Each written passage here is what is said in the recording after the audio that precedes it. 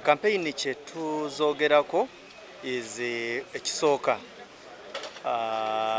kituyambye nti candidates bali mu bitundu ebyesudde, so ekyo kirungi nti kiba kizibu nnyo okusanga nti supporters b'omu bakontana n'ab'omulala. Ekyo kyekisooka. Ekyokubiri is kati amateeka tuzze tusaba nti candidates bajjukire nti amateeka g'eggwanga agakwatagana one n'ebidduka, public order management, n'amateeka amalala gonna agakwatagana n'ebyamateeka bya Uganda tegali in abeyance oba kye twaligambye nti tegawumuziddwa. So tusaba nti gagonderwe, especially mu ebidduka traffic regulations ezo twagala abantu bazifollowing.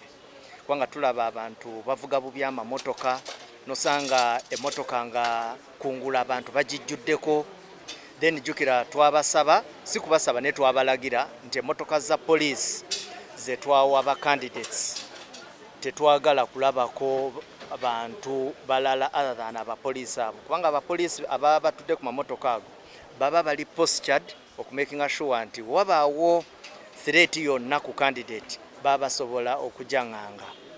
Then ekintu ekirala kyetusaba is mu kutegeka, because candidate yenna wagenda okukolera ebyobufuzi oba laare, tusuubira nti agenda kuyingiza abantu, agenda kubeera n'abantu, tuba tusaba nti akwatagane ne police so that ebintu ebikwatagana n'engeri gye baba baorganizingamu obukuumi, police ebenga nayo eyinamu omukono. Then of course n'ebirala tujja kubasaba nti mukozese kwanga processions nazo tuzze tufuna obuzibu nazo, era ndoza mula tufuna okusoomozebwa kungi. Osanga manyi processions za njawulo, waliwo procession gy'osanga nga candidate yennyini yagirimu wakati, then waliwo processions ng'abantu batambula nga bagenda ku grounds we baba bagenda okukuŋŋaanira, naye surely candidate gezaako nnyo okulaba nti si gwe nnyini ate eyeeyunga mu processions ezo okugezaako okutataaganya eddembe ly'abantu abalala abatali oba abateetabye mu byobufuzi byo.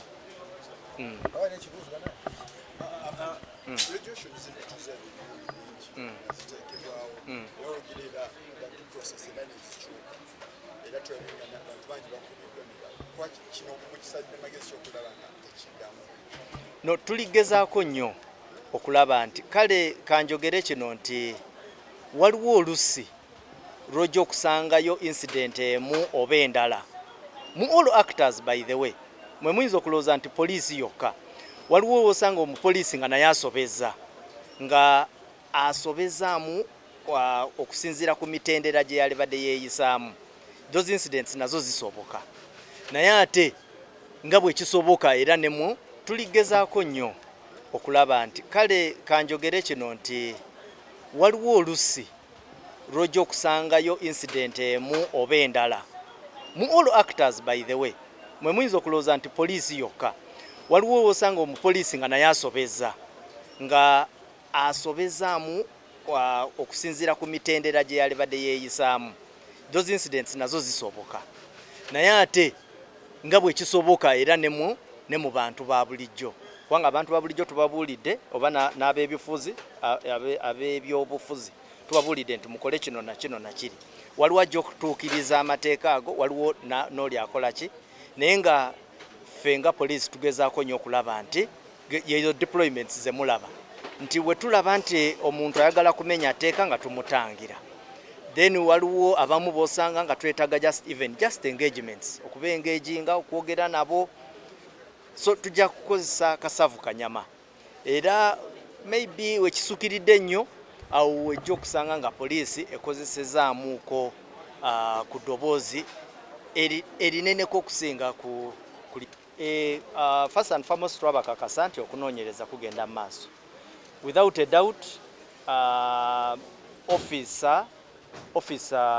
officers bwe mwalaba mu katambi ako we are summoned ku regional headquarters era regional headquarters nebagulako okunoonyereza. Ekintu kyokka maybe kyesitalina nga bwe nyimiridde wano ye outcomes oba waawe batuuse, naye nga nkimanyi nafuna briefing nti okunoonyerezebwako kwakolebwa. Afande mugenda kwandulinga mutya candidate Yoweri Museveni singa amenye ebiragiro okugira n'olukundiri lw'abantu kati kikiriza ekyo sijja kiwako comment. I can shape, and one of the things we are encouraging first and foremost is that before police comes in to enforce, let there be self-regulation. You know, with self-regulation everything will go easy for us, but one of the things we want to thank the Electoral Commission and the manner in which they handled this issue is that candidates have a campaign schedule and they are distributed in far areas. So that one, we expect very serious mitigation when it comes to issues of conflict among party supporters, because it's one of the biggest challenges in security, where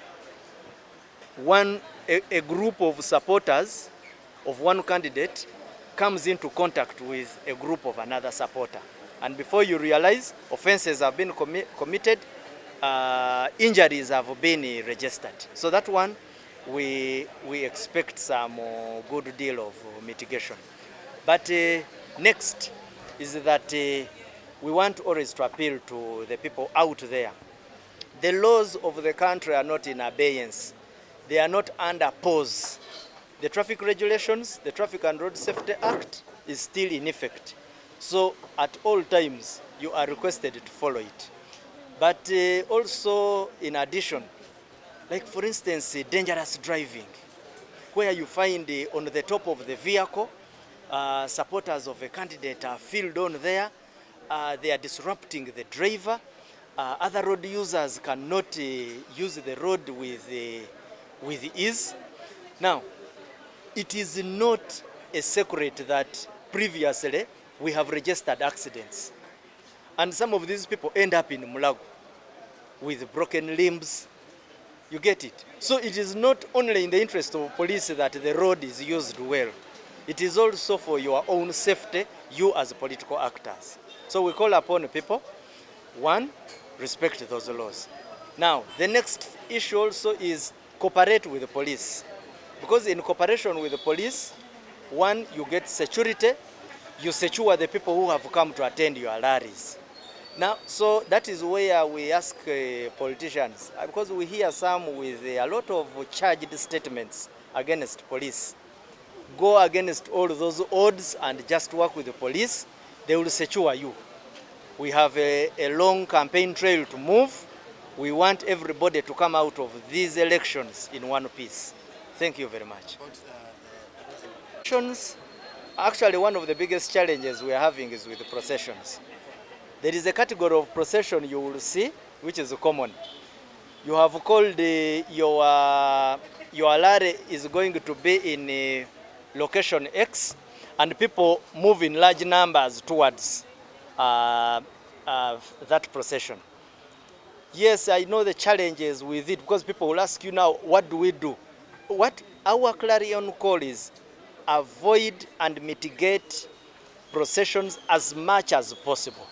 Now, there is one which is totally intolerable, where you find a candidate is the prime instigator of a procession. Now, that one, we seriously discourage it. Thank you very much.